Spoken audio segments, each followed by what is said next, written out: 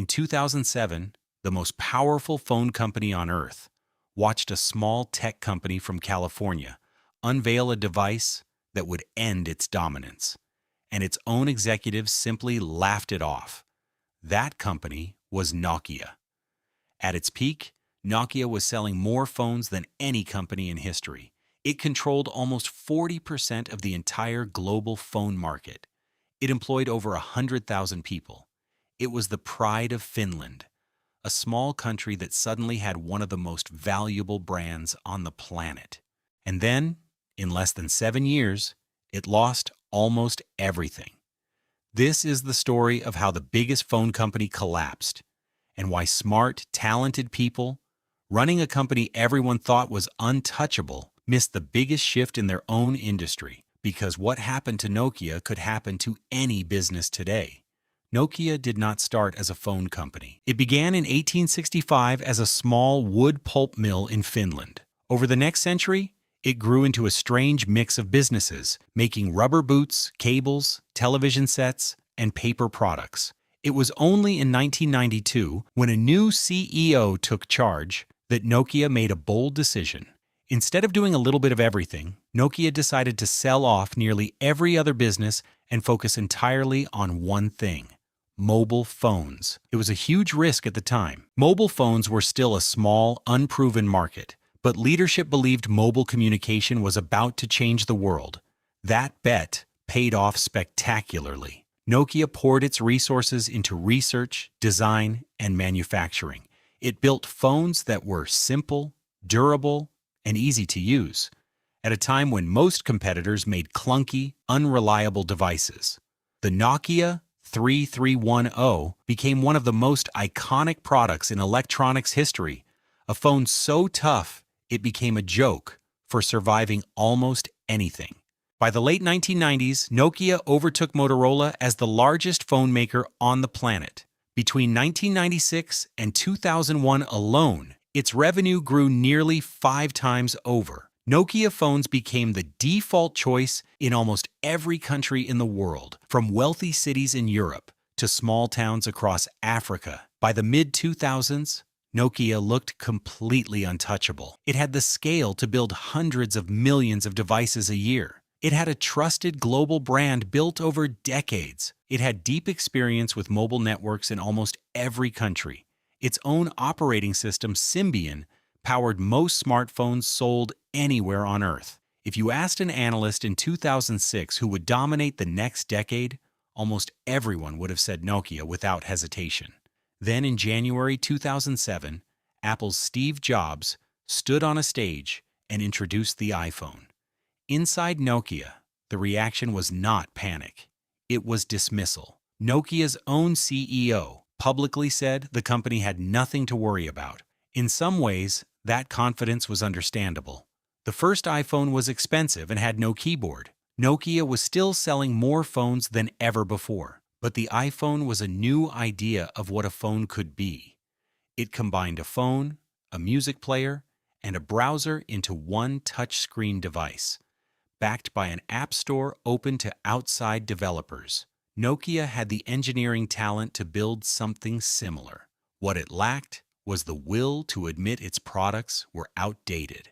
The following year, Google released Android, free for any phone maker to use. Now Nokia faced pressure from two directions at once: Apple's premium ecosystem pulling from above and a growing wave of Android phones pushing from below. Nokia's answer was to keep improving Symbian, the very software that had made it so successful for years. But Symbian was built for an older era of physical buttons, not for smooth touchscreens and modern app stores. Every attempt to add new features made the experience more complicated, not better. Inside Nokia, the real problem went deeper than technology. The company had grown into a massive, layered organization, with different divisions often competing instead of working together. Former engineers describe a culture where good ideas got stuck in endless committees. Nokia actually had working touchscreen prototypes years before the iPhone ever launched, but internal bureaucracy and fear of hurting existing profits slowed everything down. Middle managers focused more on protecting budgets than reacting quickly. Decisions that should have taken weeks stretched into many months. By the time leadership grasped how serious the threat was, competitors had already pulled far ahead. In 2010, hoping outside leadership could turn things around, Nokia brought in Stephen Elop, a former Microsoft executive, as its first foreign CEO. In February 2011, Elop sent a memo that became famous across the business world. He compared Nokia to a man standing on a burning oil platform, forced to jump into freezing water just to survive. In the memo, Elop admitted Nokia was falling dangerously behind Apple and Android and announced a dramatic decision. Nokia would abandon Symbian and its newer system, MeeGo, and build its future entirely around Microsoft's Windows Phone software instead. The strategy backfired badly. Developers had little reason to build for a shrinking platform, so the Windows Phone App Store stayed thin compared to Apple's and Google's. Nokia had also just released the N9, a genuinely well-reviewed smartphone with an interface people actually liked, but Elop had already declared that platform dead. The N9 was released in only a handful of markets and never received a true successor. Nokia's smartphone market share, which stood above 30% in 2010, collapsed to around 3% within just a few years. By 2013, Nokia's phone division was losing money, and its stock price had fallen to a fraction of its former value. Microsoft, which had already invested heavily subsidizing Windows Phone, stepped in and agreed to buy Nokia's entire devices business for roughly $7.2 billion. A company once valued at close to 30 billion euros sold its core phone business for a fraction of that number.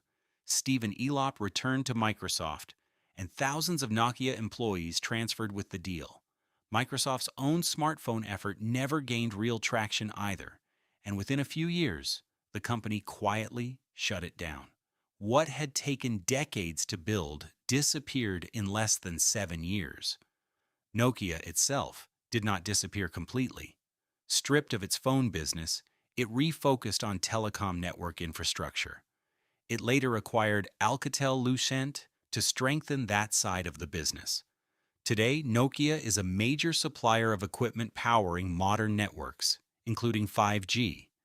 The Nokia brand name was later licensed to a separate company, which brought Nokia-branded phones back to store shelves. But the empire that once ruled mobile never fully returned. So what actually went wrong? It was not a lack of talent, money, or ability. Nokia had all three. What it lacked was the willingness to disrupt itself before someone else did. Years of success had made the company comfortable, and comfort made it slow.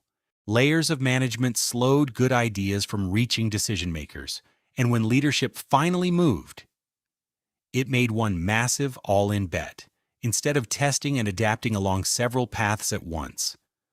Nokia's story is now studied in business schools around the world as a warning about what happens when a market leader stops questioning itself. It teaches a simple but uncomfortable truth. Being the leader today guarantees nothing about tomorrow. The moment your product is working well is exactly the moment you should ask what could make it obsolete. Compare Nokia to companies that survived similar disruptions. They built systems that let good ideas move fast, not decisions buried under layers of approval. They paid attention to small, early signals of change, even when their current numbers still looked great. And when they made a big strategic bet, they made it with a clear plan, not out of panic. A healthier approach would have tested multiple paths before committing fully. For freelancers and small business owners, the lesson is just as real. Your current success can quietly blind you to a shift already underway. Keep watching your industry closely even, especially when business feels good. Build a habit of asking hard questions about your own business before your customers or competitors force you to ask them. Speed matters more than size. A slow big company can lose to a small one that moves fast. Self-disruption is uncomfortable, but it is far less painful than being disrupted by someone else. Nokia did not fail because the iPhone was better engineered. Nokia failed because it stopped asking hard questions about its own future, while it still had the power to act on the answers. By the time it finally asked those questions, the market had already moved on without it. Every industry eventually faces its own version of the iPhone moment. The only real question is whether you will be the one building it or the one watching it happen to someone else. If you are building something today, ambition alone will not protect you. What protects you is the willingness to question your own success. Ask what a smarter, hungrier competitor could build against you right now. Then go build it yourself before they do. Keep your decision-making fast and simple, no matter how large your team or your ambitions grow. Listen to the quiet signals in your industry, not just the loud numbers on your last report. And when it's time to make a big bet, make it with clarity, not fear. Nokia once held the world's phones in its hands. It lost that grip not through one single mistake, but through years of comfortable, unquestioned success. The company that refuses to disrupt itself will eventually be disrupted by someone who will. That is not just a lesson about Nokia, it is a lesson about every business, including yours. So take a moment today and ask yourself the one question Nokia stopped asking: what could make everything you've built obsolete tomorrow?